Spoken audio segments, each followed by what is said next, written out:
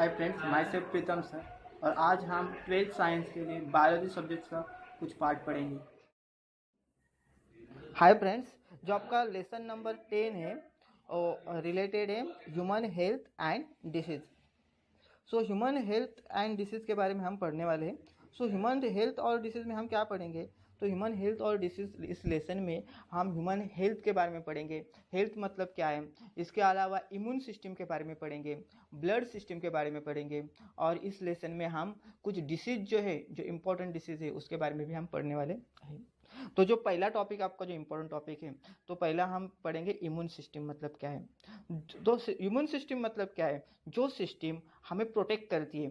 किससे प्रोटेक्ट करती है? तो इन्फेक्शियस एजेंट से। इन्फेक्शियस एजेंट्स मतलब जो एजेंट्स या जो वायरस वगैरह जो हमें इन्फेक्शन फैलाते हैं, उनसे प्रोटेक्शन करने वाले हमारे बॉडी में जो सिस्टम है, उसको इम्यून सिस्टम कहा जाता है। नेक्स्ट जो टॉपिक है आपका इम्यूनिटी। इम्यूनिटी मतलब क्या है?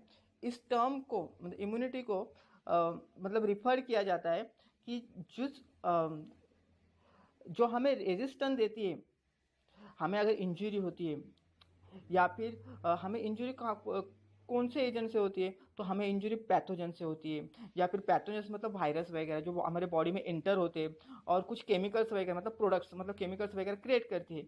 और उस इंजरी को बचाने वाले सिस्टम को हमें जो सिस्टम या फिर जो हमें प्रोटेक्ट करती है, हमें रेजिस्टेंस देती है इस पैथोजन से, उसको क्या कहते हैं? इम्यूनिटी कहते हैं। तो हमारे बॉडी में इम्यून सिस्टम रहती है जो क्या करती है? इम्यूनिटी क्रिएट करती है, मतलब हमें रेजिस्टेंस प्रोवाइड करती है।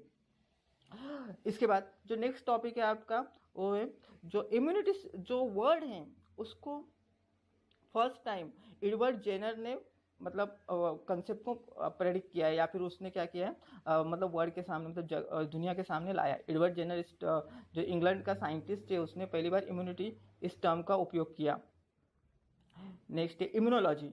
इम्यूनोलॉजी मतलब क्या है? एक ब्रांच है, साइंस के ब्रांच। जैसे हमारे पास अलग अलग ब्रांचेस है, बायोलॉजी, केमिस्ट्री, इसी प्रकार इम्यूनोलॉजी भी ब्रांच है साइंस की, जो क्या करती है, जिसमें स्टडी की जाती है। किसका स्टडी होता है? उसमें इम्यून सिस्टम और जो सब्सटेंस मतलब हमारे बॉडी के अंदर फॉरेन सब्सटेंस मतलब एंटीजन्स वगैरह इंटर होते हैं, तो कौन से सब्सटेंस क्रिएट होते हैं, और जो एंटीजन हमारे बॉडी में इंटर होते हैं तो क्या क्रिएट करते हैं, मतलब किस प्रकार से हमारी बॉडी उसको रेजिस्ट करती है। इस सारे मतलब वायरस से रिलेटेड टर्म्स का जो पढ़ाई हम जिस ब्रांच में करते हैं, उसको इम्यूनोलॉजी कहा जाता है। नेक्स्ट टॉपिक है एंटीजेंस। एंटीजेंस मतलब कोई भी जो फॉरेन एजेंट, फॉरेन मतलब कोई भी जो वायरस वगैरह जो बाहर से हमारे बॉडी के अंदर इंटर होता है, उस वायरस को या फिर उस एजेंट को हम एंटीजन कहते हैं। जो हमारे बॉडी के अंदर इंटर होने के बाद क्या होता है, हमारे बॉडी में इम्यून रिस्पॉन्स या फिर इम्यूनिटी सिस्टम क्या हो जाती है? एक्टिवेट हो जाती है। नेक्स्ट है एंटीबॉडी। सो एंटीबॉडी किसे कहते हैं? हमारे बॉडी के अंदर जब एंटीजन इंटर होता है, तो वो कुछ मतलब हमारे बॉडी में क्या होते हैं, कुछ केमिकल्स वगैरह क्रिएट होते हैं उस एंटीजन को मारने के लिए। तो हमारे बॉडी के अंदर अंदर कुछ इम्यून सेल रहते हैं, वो उस केमिकल्स को क्रिएट करती है ताकि वो एंटीजन मर सके। तो उस केमिकल्स को क्या कहते हैं? उस इम्यून सेल को, उस केमिकल्स को एंटीबॉडीज कहते हैं। एंटीबॉडीज एंटीजन से लड़ते हैं और हमें प्रोटेक्ट करते हैं। नेक्स्ट अभी इम्यूनिटी। इम्यूनिटी के ना अलग अलग टाइप है, तो उसके मेन इम्यूनिटी के दो टाइप है। फर्स्ट वन इनेट इम्यूनिटी, उसको इनबॉर्न इम्यूनिटी भी कहते हैं, और दूसरा एक्वायर्ड और उसको एडेप्टिव इम्यूनिटी भी कहते हैं। इनेट इम्यूनिटी जो रहती है हमारे जर्म से रहती है, जर्म से हम जब बॉर्न होते हैं तो हमारे अंदर होती है। उसको प्राप्त करने के लिए हमें कुछ मतलब वैक्सीन वगैरह लेने की ज़रूरत होती नहीं है। लेकिन एक्वायर्ड इम्यूनिटी है, हम हमारे जब कोई भी डिसीज़ वगैरह होता है या फिर हम जब वैक्सीन वगैरह लेते हैं, तो हमारे बॉडी के अंदर क्रिएट होती है। तो आज के लेक्चर में हम क्या पढ़ने वाले? तो आज के लेक्चर में हम इनेट इम्यूनिटी के बारे में पढ़ने वाले हैं, थोड़ा डीप में पढ़ने वाले। सो इनेट इम्यूनिटी ना इनबॉर्न इम्यूनिटी है, मतलब नेचुरल रहती है हमारे बॉडी में, डिफेंस सिस्टम में। और इस मतलब ये जो इम्यूनिटी रहती है एक हमें जन्म से होती है, मतलब जन्म से हमारे बॉडी के अंदर रहती है। तो कोई भी माइक्रो ऑर्गेनिज्म हमारे बॉडी के अंदर आने के बाद वो एक्टिवेट नहीं होती, बल्कि वो शुरू से ही रहती है। कोई भी वायरस वगैरह हमारे बॉडी के अंदर इंटर होता है, तो वो क्या करती है? तुरंत उससे लड़ना शुरू कर देती है। अभी जो इनेट इम्यूनिटी है वो कुछ बैरियर हमें प्रोवाइड करती है। बैरियर मतलब अर्थली, मतलब फॉरिन एजेंट को हमें रोक बॉडी के अंदर आने से रोकती है। तो ऐसे 5 टाइप्स के बैरियर्स वो क्रिएट करती है इनेट इम्यूनिटी। उसमें 5 टाइप्स में कौन कौन से, तो epithelial surface barrier, second one है anti microbial substance in blood and tissue, third one है cellular factors in innate immunity, fourth one है फीवर, और लास्ट वन है एपीपीएस। तो ये 5 टॉपिक मतलब 5 बैरियर जो है वो क्या है उसके बारे में हम डीपली पढ़ेंगे। पहला फर्स्ट वन है इपिथेलियल सरफेस बैरियर। ये इपिथेलियल सरफेस बैरियर क्या है, तो इपिथेलियल सरफेस बैरियर हमारे बॉडी के अंदर मतलब इपिथेलियम जो टिश्यू रहते हैं हमारे स्किन पर वगैरह रहते हैं, जो हमें क्या करते हैं, तो हमें प्रोटेक्शन देते हैं फ्रॉम वायरस से। आपको पता होगा आपके स्किन पर म्यूकस मेम्ब्रेन रहता है, मतलब पसीना आने वाले, मतलब पसीने के कुछ पसीना वगैरह आता है, जो क्या करता है जब कोई भी वायरस वगैरह आपके बॉडी से मतलब स्किन से बॉडी के अंदर इंटर करने की कोशिश करते हैं, तो ये स्किन क्या करती है, हमें प्रोटेक्ट करती है, मतलब उस वायरस को बॉडी के अंदर इंटर होने देती नहीं। मतलब इपिथेलियम सरफेस क्या करता है, एक बैरियर क्रिएट करता है ताकि वायरस आपके स्किन से अंदर ना आ सके।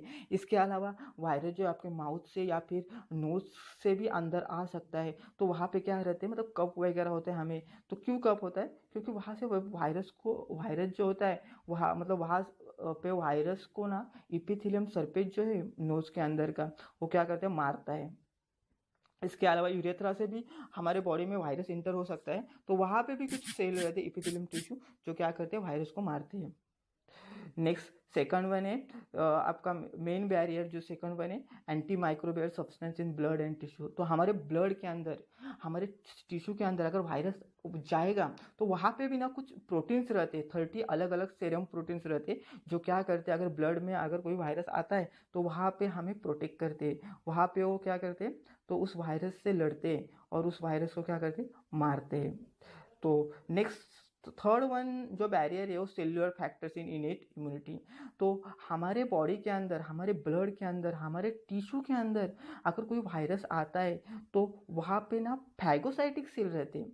ये फैगोसाइटिक सेल जो रहते हैं ना उस वायरस को डिस्ट्रॉय कर देते हैं। तो हमने 2 टॉपिक पढ़े बी और सी में। बी में क्या रहता है, ब्लड और टिश्यू के अंदर 30 अलग अलग टाइप के प्रोटीन रहते हैं जो हमें प्रोटेक्ट करते हैं। और थर्ड वन में हमने सेलुलर फैक्टर्स को पढ़ा। सेलुलर फैक्टर्स में हमारे बॉडी के अंदर फैगोसाइटिक सेल है ब्लड और टिश्यू के अंदर, जो क्या करते हैं, हमें फॉरिन एजेंट से और वायरस से बचाते हैं।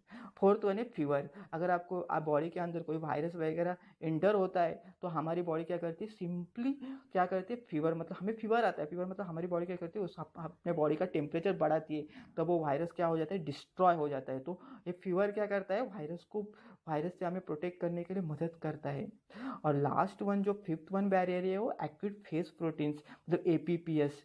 इस एपीपीएस में क्या होता है, एपीपीएस में ना हमारे बॉडी के अंदर मतलब हमारे बॉडी को कोई इंजरी वगैरह होती है, कुछ मार वगैरह बैठता है, मतलब कुछ जख्म वगैरह होती है, तो वहाँ पे क्या होता है, कुछ प्लाज्मा प्रोटीन जो हमारे बॉडी के अंदर होते हैं वो उस इंजरी की तरफ जाते हैं, उस इन्फेक्शन की तरफ जाते हैं, और वो प्लाज्मा प्रोटीन क्या करते हैं, उस इंजरी को रिकवर करने की कोशिश करते हैं।